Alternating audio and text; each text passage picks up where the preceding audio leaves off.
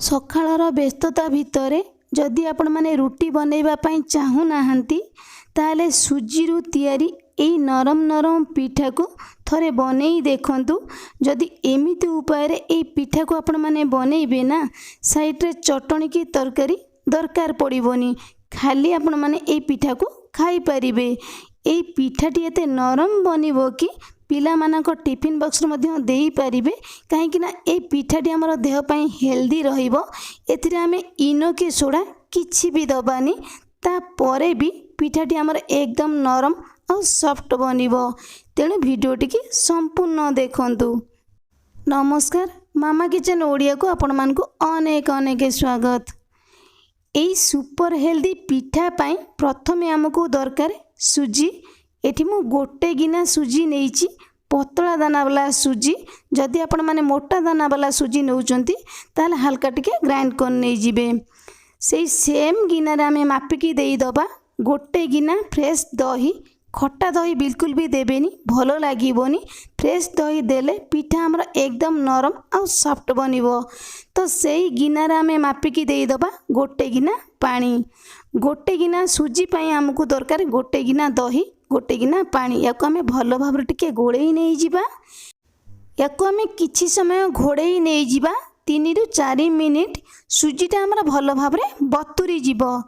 ତ ସେଇ ଟାଇମ୍ ଭିତରେ ଏଇ ପିଠାରେ ଦେବା ପାଇଁ ଏଠି ମୁଁ 2ଟି ମିଡ଼ିୟମ୍ ସାଇଜ୍ର ଆଳୁ ନେଇଥିଲି। ଏଇ ଆଳୁକୁ ଆମେ ଗ୍ରେଟ୍ କରି ନେଇଯିବା। ସେଥିରେ ଆମେ ଅଳ୍ପ କିଛି ପାଣି ଦେଇ 2 ରୁ 3 ଥର ପାଇଁ ଧୋଇକି ନେଇ ଆସିବା। ଏ ଆଳୁକୁ ଆମେ ଭଲ ଭାବରେ ଚିପୁଡ଼ିକି ଗୋଟିଏ ପ୍ଲେଟ୍ରେ ରଖି ନେଇଯିବା। ଯଦି ଆପଣମାନଙ୍କର ଆଳୁ ପସନ୍ଦ ତାହେଲେ ଆପଣମାନେ ଏହି ପିଠାରେ ଆଳୁକୁ ଦେବେ। ଯଦି ଆପଣମାନଙ୍କର ଆଳୁ ପସନ୍ଦ ନୁହଁ ତାହେଲେ ବିନା ଆଳୁରେ ମଧ୍ୟ ଖାଲି ସୁଜିରେ ଏହି ପିଠାକୁ ଆପଣମାନେ ବନେଇ ପାରିବେ। ନହେଲେ ଯେକୌଣସି ପନିପରିବା ଆପଣମାନଙ୍କର ପସନ୍ଦ ଛୋଟିଆ ଛୋଟିଆ କରି କାଟିକି ଏହି ପିଠାରେ ଆପଣମାନେ ଦେଇପାରିବେ। ଏଇଠି ଏବେ ଆମର 3 ରୁ 4 ମିନିଟ୍ ହେଇଗଲାଣି। ଆମେ ଘୋଡ଼ଣିକି ସୁଜି ଉପରୁ ବାହାର କରି ନେଇଯିବା। ଦେଖିବା ଆମର ସୁଜିଟି ଭଲ ଭାବରେ ବତୁରିଛି କି ନାହିଁ। ଏଇଠି ଆପଣମାନେ ଦେଖିପାରୁଥିବେ ସୁଜିରେ ଯେଉଁ ଆମେ ପାଣି ଦେଇଥିଲେ ବିଲକୁଲ ବି ସୁଜିରେ ଆମର ପାଣି ନାହିଁ। ସୁଜି ଆମର ଭଲ ଭାବରେ ବତୁରି ଯାଇଛି। ସେଥିରେ ଆମେ ଦେଇଦେବା ଗ୍ରେଟ୍ କରିକି ରଖିଥିବା ଆଳୁ।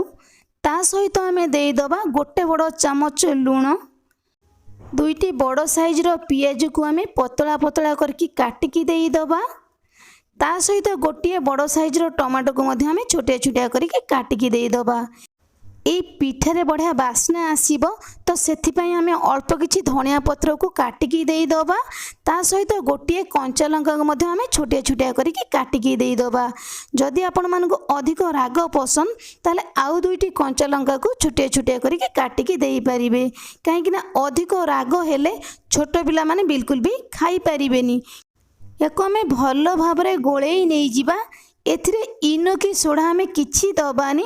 ପିଠାଟି ଆମର ଭଲ ଭାବରେ ଫୁଲିବ ଆଉ ଏକଦମ ନରମ ସଫ୍ଟ ବନିବ। ତ ସେଇ ଟାଇମ୍ ଭିତରେ ଏପଟେ ମୁଁ କଡ଼େଇକି ଗରମ କରି ନେଇ ଯାଇଥିଲି। ସେଥିରେ ଆମେ ଦେଇଦେବା ଅଧା ଚାମଚ ତେଲ। ତେଲ ଗରମ ହେଇଗଲା ପରେ ଆମେ ଦେଇଦେବା ଅଳ୍ପ କିଛି ସୋରିଷ। ସୋରିଷ ଫୁଟିଗଲା ପରେ ଆମେ ଅଳ୍ପ କିଛି ଭୃଷଙ୍ଗ ପତ୍ରକୁ କାଟିକି ଦେଇଦେବା। ତାପରେ ଆମେ ଗୋଟିଏ ଡଙ୍କି ବ୍ୟାଟରକୁ ଦେଇଦେବା। ଯଦି ଆପଣମାନେ ବଡ଼ ସାଇଜ୍ର ପିଠା ବନେଇବା ପାଇଁ ଚାହୁଁଛନ୍ତି ତାହେଲେ 2 ଡଙ୍କି ବ୍ୟାଟର ଦେବେ, କିନ୍ତୁ ଗୋଟିଏ ଡଙ୍କି ବ୍ୟାଟର ଦେଲେ ପିଠାଟି ଆମର ମିଡ଼ିୟମ୍ ସାଇଜ୍ର ବନିବ ଆଉ ଜଲ୍ଦି ମଧ୍ୟ ବନିବ। এই ପିଠାକୁ ଆମେ ଟିକେ ପତଳା ବନେଇ ନେଇଯିବା। ଗ୍ୟାସ୍ର ଫ୍ଲେମ୍କୁ ଲୋ ଟୁ ମିଡ଼ିୟମ୍ ରଖି 2 ରୁ 3 ମିନିଟ୍ ଛାଡ଼ିଦେବା। 2 ରୁ 3 ମିନିଟ୍ ପରେ এই ପିଠାକୁ ଆମେ ଲେଉଟେଇ ନେଇଯିବା। ତ ସେମ୍ ପ୍ରୋସେସ୍ରେ ଆମେ ଗ୍ୟାସ୍ର ଫ୍ଲେମ୍କୁ ଲୋ ଟୁ ମିଡ଼ିୟମ୍ ରଖି ଆଉ 2 ରୁ 3 ମିନିଟ୍ ଛାଡ଼ିବା। 2 ରୁ 3 ମିନିଟ୍ ପରେ এই ପିଠାକୁ ଆମେ ଆଉ ଥରେ ଲେଉଟେଇ ନେଇଯିବା। ଦେଖିବା ଆମର ପିଠାଟି ଭଲ ଭାବରେ ହେଇଛି କି ନାହିଁ। ଏଇଠି ଆପଣମାନେ ଦେଖିପାରୁଥିବେ ପିଠାଟି ଆମର ଭଲ ଭାବରେ ହେଇଗଲାଣି। ଆମେ ବାହାର କରି ନେଇଯିବା। ତ ସେମ୍ କଡ଼େଇରେ ଆମେ ଦେଇଦେବା ଆଉ ଅଧା ଚାମଚ ତେଲ।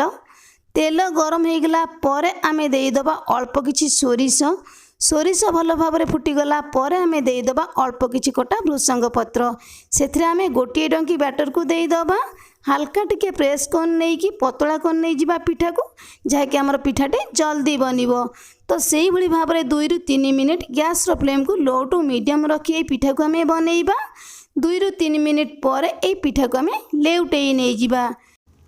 ଆଉ 3 ରୁ 4 ମିନିଟ୍ ଗ୍ୟାସ୍ର ଫ୍ଲେମ୍କୁ ଲୋ ଟୁ ମିଡ଼ିୟମ୍ ରଖି ଏଇ ପିଠାକୁ ଆମେ ବନେଇ ନେଇଯିବା। ତ ଏଇଭଳି ଭାବରେ ଆମେ ସବୁ ପିଠାକୁ ବନେଇକି ରେଡ଼ି କରି ନେଇଯିବା।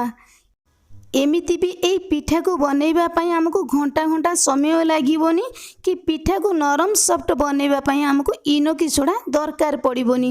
ତାପରେ ବି ଆମର ପିଠାଟି ଏକଦମ ନରମ ଆଉ ସଫ୍ଟ ବନିବ।